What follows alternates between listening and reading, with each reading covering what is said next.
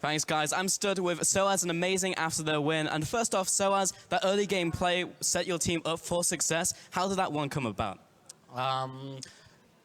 The level one was kinda risky somehow, but the Mythy called that he could invade the red buff, and we were arguing if they actually finished the red or not. And in the end, he still invaded, and the red was like 150 HP or something like, and he stole it.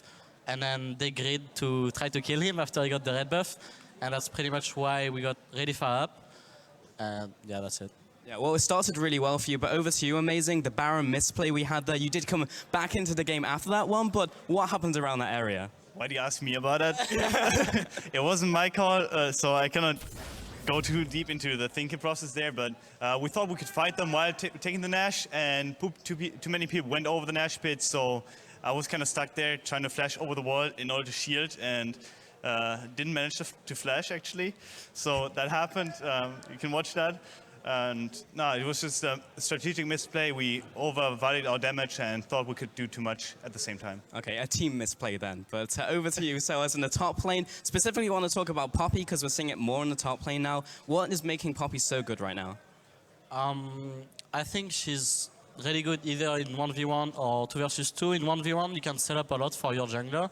If you're a jungler that can do good ganks on top or have good pathing or stuff like this, you can easily even if you don't stun the target necessarily, you can just E him and then ultimate and then Q, and it's your jungle can come in the next 3 or 4 seconds and then you get a kill.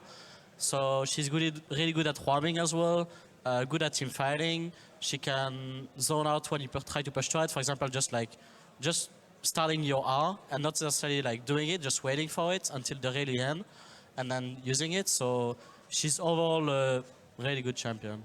Yeah, and it's looked like it in your play as well. And final question here, Amazing. You guys have been very vocal on social media about your performances over the last couple of weeks. So coming into this week, there were some misplays like the Baron misplay. So have you guys made enough progress or is there more to go?